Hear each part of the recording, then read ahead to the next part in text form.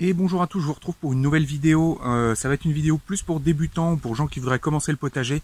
Je vais répondre à une question qu'on m'a posée en commentaire il y a un petit moment déjà de JCLG, qui voudrait s'installer au potager et qui voilà, a pas envie que ça lui prenne trop de temps non plus, que ça lui bouffe la vie, que ça prenne une place trop importante et qui du coup me demande des conseils.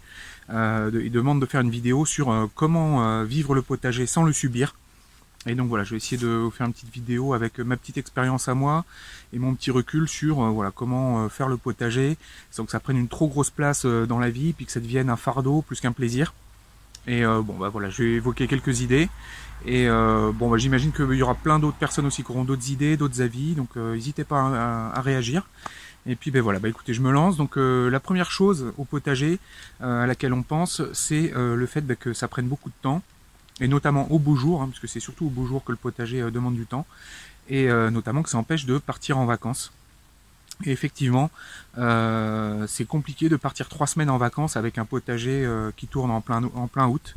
Donc si vous partez dans l'idée de faire un potager, essayez de trouver quand même quelqu'un qui puisse venir vous arroser le jardin au moins une fois par semaine. J'imagine qu'on peut partir 2 semaines et laisser le potager à l'abandon si vous avez une terre bien argileuse, que vous faites un méga arrosage avant de partir. Quand vous allez revenir, les plants de tomates seront blindés de tomates de partout. Il faudra vite arroser, vite faire une récolte, mais il y a moyen que ça passe s'il n'y a pas eu vraiment une énorme canicule.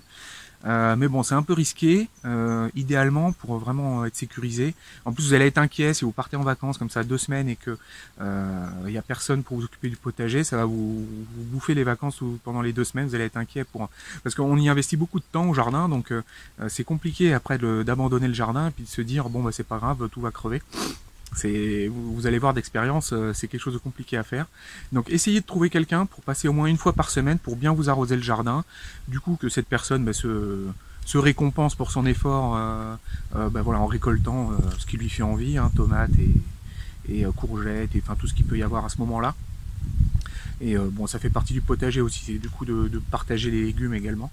Donc bah voilà, un ami, quelqu'un de la famille, ou idéalement même mieux s'entendre avec le voisinage. Idéalement, si vous avez un voisin qui fait également le potager, vous vous arrangez pour pas partir en vacances ensemble, et puis pendant que lui part en vacances, vous occupez de son potager, et inversement.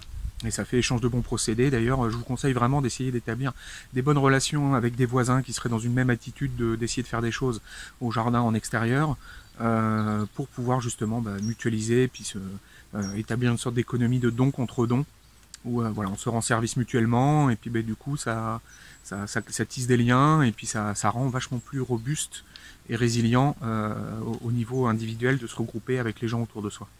Et typiquement, par exemple, alors ça s'appliquerait plus pour un poulailler, mais on pourrait imaginer, par exemple, plutôt qu'avoir chacun son poulailler au fond du jardin, de se mettre en commun avec des voisins justement pour faire un poulailler commun entre plusieurs maisons par exemple, et puis voilà, se partager la responsabilité du poulailler, parce que là typiquement avoir un poulailler et partir en vacances c'est encore plus compliqué que juste le potager. Le potager, on peut venir une fois par semaine si on a un sol bien lourd, bien argileux qui retient bien l'eau et que tout ça est très bien paillé, il n'y a pas de souci.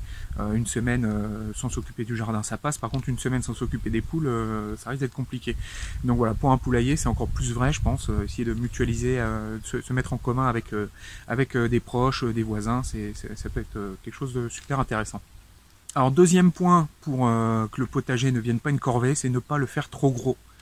Il est plus intéressant de partir sur un petit potager en se disant, en prévoyant l'espace pour le faire grandir dans les années à venir, plutôt que de partir directement sur un potager trop gros et se retrouver noyé sous le travail. Surtout qu'au début, il y a beaucoup de choses qu'on ne sait pas bien faire, on n'a pas encore pris le coup de main, les gestes et tout. Tout est beaucoup plus compliqué au début, donc il vaut mieux se faire la main sur un petit potager, puis au fur et à mesure qu'on acquiert de l'expérience, le faire grossir. Alors ça, c'est quelque chose qu'on entend beaucoup, hein, le fait de ne pas faire un potager trop gros, mais moi je le redis aussi, hein, c'est vraiment, à moins que vous ayez vraiment besoin de ça pour vivre et que c'est vraiment ce qui va vous permettre d'arrondir les fins de mois et de boucler les fins de mois. Si c'est juste du potager loisir ou un petit peu de beurre dans les épinards, vous partez pas trop gros, et puis au fur et à mesure que voilà, les années passeront, vous serez plus en confiance, vous l'agrandirez ou pas d'ailleurs, c'est pas obligé. Voilà, c'est le deuxième conseil que je peux vous faire. Alors le troisième conseil également que je peux faire, c'est d'arriver à intégrer le potager au quotidien. Il ne faut pas que ça soit une corvée qu'on fait une fois par semaine. Si vous pouvez y passer un petit moment tous les jours, ça va passer beaucoup plus facilement que si une fois par semaine il faut passer tout le samedi au jardin. Bon, après ça dépend des gens, hein. Moi je suis plutôt justement dans le deuxième cas, à passer une journée par semaine au jardin. Mais après, si vous pouvez l'intégrer à votre quotidien, je pense que c'est pas plus mal non plus. Et donc pour ça également, idéalement, ce que je vous conseille de faire, c'est de ne pas mettre votre potager tout au fond du jardin, caché. Le potager, c'est l'endroit sûrement au jardin où vous allez passer le plus de temps, que vous allez le plus bichonner. Votre potager, n'hésitez pas même limite à le mettre sous vos fenêtres au sud, à intégrer avec la terrasse et puis le potager à côté de la terrasse. Si vous avez des gens, si vous recevez des gens, le potager, c'est un sujet de conversation. Il n'y a qu'à tendre la main pour attraper des tomates cerises. Et puis un potager, si c'est bien mené, que vous mélangez un peu des fleurs avec, ça peut faire vraiment quelque chose de très joli. Surtout un peu dans l'air du temps, hein, le potager, c'est vraiment quelque chose qui est plus à cacher.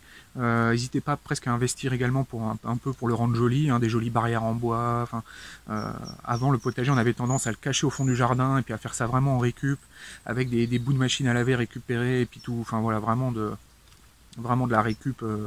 Ça faisait presque déchetterie certains potagers à l'ancienne. Aujourd'hui, je vous conseille plutôt essayer de faire quelque chose, voilà, intégré dans votre quotidien, proche de la maison, comme ça vous le voyez, vous n'avez pas en permanence à faire des allers-retours à 50 mètres au fond du jardin quand il fait froid, qu'il pleut, ou que par exemple vous avez besoin d'un bout de persil pour ajouter dans la salade. Eh ben, vous l'avez limite, vous n'êtes même pas obligé de sortir, vous ouvrez la fenêtre, si vous êtes bien débrouillé, vous avez mis vos aromatiques sous la fenêtre de la cuisine, vous avez juste à tendre la main, voilà, on peut imaginer plein de choses. Donc voilà, c'est un troisième conseil que je peux vous faire peut-être, c'est de le faire votre potager joli et de ne pas le mettre tout au fond du jardin. Et puis s'il y a besoin d'espace pour que les enfants y jouent au ballon, ils vont jouer un peu plus loin, ils vont jouer à 10 mètres dans le jardin et pas sous les fenêtres. En plus comme ça fait un peu plus de calme et puis vous les entendrez quand même, hein, vous en faites pas. Alors sur l'emplacement du potager, on n'a pas forcément le choix, les gens n'ont pas tous des terrains de 5000 m², les fenêtres sont pas forcément au sud, donc voilà, il y a plein de choses à prendre en compte, mais dans la mesure du possible, moi voilà, je vous conseille d'essayer de faire en sorte de l'intégrer au quotidien, et puis voilà, de faire un potager joli, qui soit presque sous vos fenêtres, et puis que voilà, comme c'est vraiment l'espace du jardin dans lequel vous allez passer le plus de temps et que vous allez le plus travailler, il n'y a vraiment pas de raison d'aller le cacher. Alors un quatrième conseil que je pourrais vous donner, c'est d'utiliser le jardin pour en faire une sorte de thérapie de l'âme, un peu, essayer de vous y retrouver, de prendre le temps de réfléchir, un peu de méditer, profiter de ces instants au jardin, dans la nature pour justement déstresser, essayer d'évacuer un peu tout le stress de la vie moderne, tout ça. C'est également un bon moment à passer, voilà, pour reprendre un peu racine. C'est un bon moment pour voilà, essayer de se soigner la tête avec le jardinage et puis regarder la nature pousser, prendre le temps d'admirer votre jardin, la belle peinture que vous aurez faite, votre œuvre. Et donc voilà, n'hésitez pas à profiter du jardin pour essayer de déstresser, d'évacuer un peu tout le stress de la vie quotidienne. Alors l'intérêt d'un potager également, c'est que tous les travaux d'entretien en fait du jardin, c'est-à-dire passer la tondeuse, tailler les haies, tout ça, s'occuper des arbres, là où c'était une corvée avant et qu'en plus après il fallait charger ça dans la carriole et puis emmener ça à la déchetterie, là ça devient en fait une période de récolte en fait, c'est-à-dire que ce qui avant était une corvée, on produisait du déchet, là on produit en fait nos futurs légumes, puisqu'on va récupérer tout ce carbone là pour le mettre au potager, en paillage, en compost, enfin voilà, je vais pas refaire le speech là-dessus, mais donc du coup en faisant un potager, vous transformez toute cette corvée là de tonte et d'entretien du jardin d'ornement, enfin du jardin d'agrément, en période de récolte en fait. Et mine de rien, c'est une grosse partie du temps de jardinage. Enfin, moi, personnellement, avec mes 3000 m² de terrain, ça me prend presque autant de temps de s'occuper du jardin que de s'occuper du potager. Et du coup, quand je m'occupe du jardin et que je récolte en fait du paillage pour le potager, ça change complètement l'approche qu'on a du jardinage dans le jardin d'agrément. Alors l'intérêt du potager aussi, c'est que c'est de l'exercice, hein, mine de rien. Ça entretient, ça fait se bouger. Moi je vois, j'ai pas mal de collègues au travail qui viennent au boulot en voiture et qui le midi ils prennent la voiture, ils vont à la salle de sport pour aller faire du vélo en intérieur, ils pédalent pendant 1 heure et puis après ils reprennent la voiture et puis ils reviennent au travail. Bon après je vais pas faire non plus la morale sur le sport, tout ça, je suis pas trop en position de le faire d'ailleurs, hein, parce que bon, j'aime bien les extras à côté. Donc voilà, clairement le potager c'est un bon moyen de s'entretenir, de faire de l'exercice et voilà, de se bouger un peu quoi. Alors il y a des choses au potager qui peuvent vite se transformer en corvée si ça prend vraiment trop de temps. Il y a quand même 3 grosses charges. Alors la première, je trouve qui peut être très pénible si on est pressé et qu'on a autre chose à faire, c'est l'arrosage. L'arrosage, ça peut vous prendre 2, 3, 4 heures d'arroser le jardin si vraiment il fait chaud et que vous avez un grand potager. Moi, ça m'est arrivé cette année de passer 2-3 heures à arroser le potager. Donc pour arriver à essayer de réduire cette corvée-là, faut pas hésiter à essayer de mettre des lignes d'arrosage automatique. Je pense que je vais en installer moi cette année justement au potager. Je vous ferai des vidéos sur le sujet. Donc l'idée, c'est même pas forcément de relier ça à votre réseau d'eau et puis avec un programmateur automatique, mais c'est juste à la rigueur vous branchez votre tuyau d'eau et en branchant le tuyau d'eau vous arrosez 14 plants de tomates d'un coup, puisque toute l'eau va partir après dans un tuyau puis avec des ramifications qui vont aller au pied de chacune de vos tomates. Et puis voilà, juste en un seul geste, vous arrosez toute une planche de tomates ou de poivrons, ce genre de choses.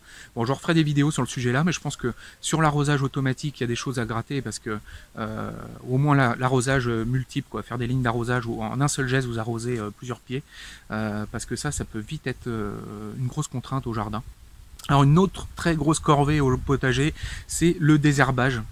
Donc voilà, essayez de limiter au maximum les binages, les sarclages, sur les petites cultures que vous n'allez pas forcément pailler ou qui vont être semis en pleine terre. Je pense typiquement c'est les carottes qui a besoin de désherber, ce genre de culture là. Donc bon voilà, essayez de désherber ce qu'il faut mais sans excès. Si vous avez une petite pousse par-ci par-là, c'est pas la peine de tout de suite lui sauter dessus, elle va pas vous détruire votre culture. Et puis moi ce que je peux vous conseiller, après bon l'aspect esthétique c'est pas forcément idéal en hiver, mais c'est voilà l'utilisation des bâches. Clairement ça permet vraiment de pas avoir à s'embêter. Et puis au printemps on enlève les bâches et puis on peut directement replanter quasiment direct dessous. Ça évite vraiment cette grosse corvée de désherbage. Après si vous avez la matière organique nécessaire, vous pouvez pailler énormément, vous n'hésitez pas à mettre 20-30 cm de paillage, il n'y a rien qui va pousser. Si vous avez ce qu'il faut pour faire ça, vous pouvez également utiliser ça. Mais bon voilà, corvée de désherbage également, c'est une grosse corvée au potager si on n'est pas équipé pour empêcher justement cet enherbement qui revient tout le temps. Et puis une troisième chose qui peut vite devenir une corvée aussi, c'est les récoltes. Il y a des légumes qui sont très contraignants. Je pense aux haricots par exemple qu'il faut ramasser tous les 2 jours et ça prend du temps et puis on se casse le dos.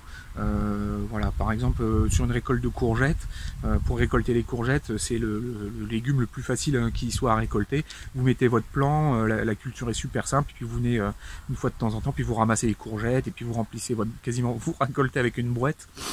Par contre, il y a d'autres légumes où c'est beaucoup plus contraignant, les petits pois, les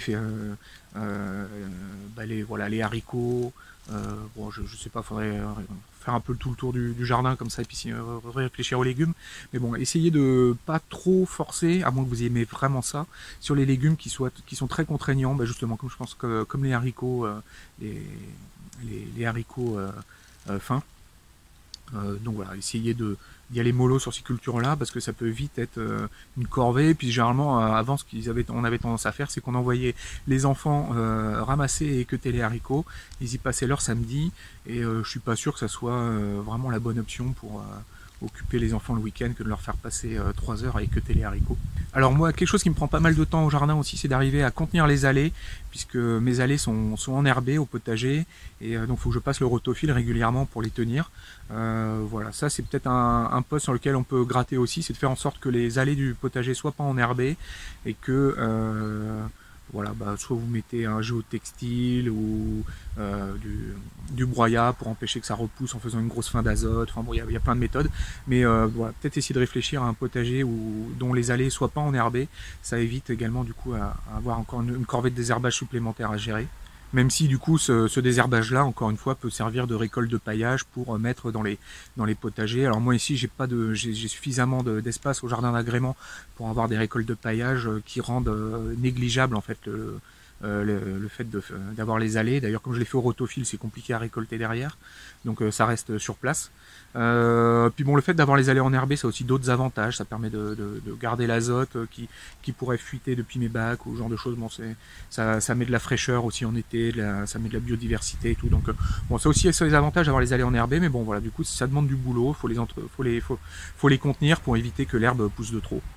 Et donc voilà, ça fait partie, du coup, c'est des corvées qu'on peut avoir au potager. Et je dis corvée, toute proportion gardée, hein, c'est que voilà, il y a des fois où vous n'aurez pas forcément envie de le faire, il fait pas beau, ou vous avez autre chose en tête, vous n'avez pas trop le temps.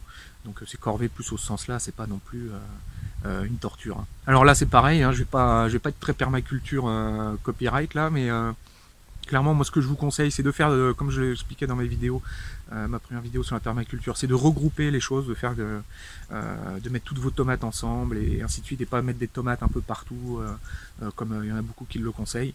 Vous allez vite vous noyer sous la charge mentale si vous faites ça, et ça permet d'être vraiment efficace au jardin. C'est-à-dire que quand vous vous occupez de vos tomates, vous mettez au pied de vos tomates, et en même temps que vous les arrosez, par exemple, vous enlevez les gourmands, vous enlevez les feuilles qui ont le mildiou, puis vous arrosez une première tomate, vous passez à la suivante, et pendant que ça arrose, vous occupez d'effeuiller les feuilles qui ont le mildiou, puis d'enlever les gourmands et tout.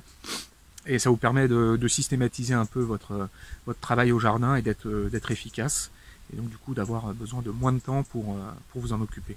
Alors autre conseil que je peux vous donner aussi, et dans les chaînes de potager on en parle assez peu, mais c'est de penser à la post-prod, parce que mine de rien la post-prod c'est quasiment autant de temps que le temps passé au potager, selon les légumes que l'on fait.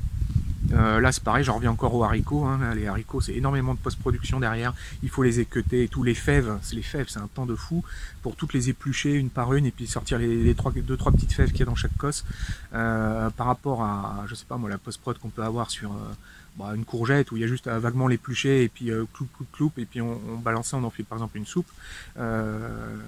Au kilo de légumes, vous n'allez pas avoir du tout la même post-production selon les types de légumes. Donc là encore, hein, essayez de ne pas faire trop de légumes qui demanderaient trop de temps de post-production. Au niveau de la conservation, moi je trouve que mine de rien le congélateur c'est vraiment pratique. C'est une bonne manière de stocker les légumes avec le minimum de travail, parce que faire des conserves c'est beaucoup de temps, puis mine de rien ça coûte les conserves à chaque fois. Il faut acheter le couvercle qui coûte 70 centimes je crois, quelque chose comme ça. Donc par rapport à un congélateur, c'est pas dit qu'on s'y retrouve. Donc voilà, on va essayer d'être simple, et puis voilà, de trouver des moyens de conservation les plus simples possibles. Les patates, ça va très bien au garage, au frais, puis ça tient ce que ça tient. Et puis bon, n'hésitez pas à donner, et puis si vous en avez trop, voilà, n'hésitez pas à distribuer autour de vous. Puis toujours un peu dans une économie de don contre don, et puis voilà, les gens vous rendront l'appareil quand ils peuvent ou pas, ou juste vous faites plaisir à votre famille, vos parents, vos enfants, tout ça. N'hésitez pas à distribuer. L'essentiel c'est que ça soit pas perdu, que ça parte pas au compost, et si c'est mangé par quelqu'un d'autre, moi je me dis c'est pas forcément très grave si c'est donné à quelqu'un à qui ça fait plaisir de le donner, quoi. Ah, autre chose aussi, c'est de ne planter que ce qu'on... Ah, un petit oiseau là. Une tourterelle. Oui, donc voilà, autre chose, c'est de planter aussi que ce que on a envie de manger, en fait, hein, parce que on pourrait vite avoir tendance à dire, par exemple, il y a plein de gens qui n'aiment pas trop les tomates parce que c'est trop acide, donc il n'y a pas d'obligation à mettre des tomates dans un potager, vraiment planter ce que vous avez envie de manger. Et puis voilà, vous n'êtes pas obligé d'avoir tous les légumes. Moi par exemple j'aime pas le chou, je fais pas de chou au potager. C'est vraiment pas un légume que j'aime bien, avec cette odeur de sulfure d'hydrogène que ça dégage. Enfin moi je trouve pas ça très appétissant. Donc voilà, je fais pas de chou, et puis il n'y a pas de souci, il y a largement de quoi faire avec d'autres légumes. Donc voilà, cultivez vraiment ce que vous avez envie de manger. Alors un autre conseil également, c'est de pas forcément faire tout ce qu'on lit sur internet. Parce que si on parcourt les forums ou les sites de jardinage et tout, on se rend compte que pour chaque culture, chacun a son petit geste à lui particulier. Et puis si on les cumule tous ensemble, on se retrouve à passer des heures et des heures à faire des petits gestes sur chacune des cultures. Et le jardinage devient une corvée au lieu de devenir quelque chose d'amusant. Surtout que tous ces gestes sont pas forcément indispensables, voire utiles. Donc voilà, bien faire le tri au jardinage, dans ce qu'il y a à faire et pas à faire. Globalement, la plupart des cultures, il n'y a pas grand chose à faire dessus. Si vous avez un sol vraiment très riche et que vos plantes, elles arrivent à trouver largement à manger, et que c'est aéré et tout ça, qu'elles sont bien dedans, ça va pousser tout seul. Normalement, il n'y a pas trop de soucis, hein. Alors une autre chose importante également pour que voilà, le potager reste quelque chose de plaisant et qu'on ne le subisse pas, c'est d'accepter les pertes, hein. Chaque année, il y aura des cultures qui vont très bien marcher, des cultures qui vont marcher moyen, et puis des cultures qui vont pas marcher du tout. Voilà, ça fait partie du jeu. Donc accepter que y a des choses qui marchent pas au jardin, qu'il y a un plant qui meurt, il y a une récolte qui marche pas du tout, qu'il y a une partie où vous n'avez pas eu le temps de vous en occuper, ça en herbe, à moins que vous ayez vraiment besoin de ces récoltes-là pour vivre. Bon voilà, c'est quelques légumes de perdu. Bon c'est pas bien grave. Faut passer à autre chose et puis bon, faut pas trop se stresser là-dessus. Ça reste que le potager, hein. Et donc le dernier conseil que je pourrais donner, c'est voilà, à chacun de trouver sa place au jardin, de trouver sa manière de faire. On a tendance à dire que chacun a sa manière de faire le potager, puis montrez-moi le potager de quelqu'un et je vous dirai qui il est. Et ça, je trouve c'est très vrai, et à chacun de faire le potager comme il l'entend, de créer son potager qui lui ressemble, de manière à ce que voilà, il y soit bien, qu'il y prenne du bon temps. Et puis voilà, surtout de se déstresser, ça reste que le potager. Comme je vous disais, s'il y a des pertes, s'il y a des trucs, s'il y a des ratés, c'est pas grave, hein, il n'y a pas mort d'homme. Et voilà, donc du coup c'était mes petits conseils sur voilà, comment vivre le potager sans le subir pour les gens qui voudraient commencer un jardin. Et j'espère que je réponds à la question de JCLG. Et puis moi il me reste plus qu'à vous dire à bientôt.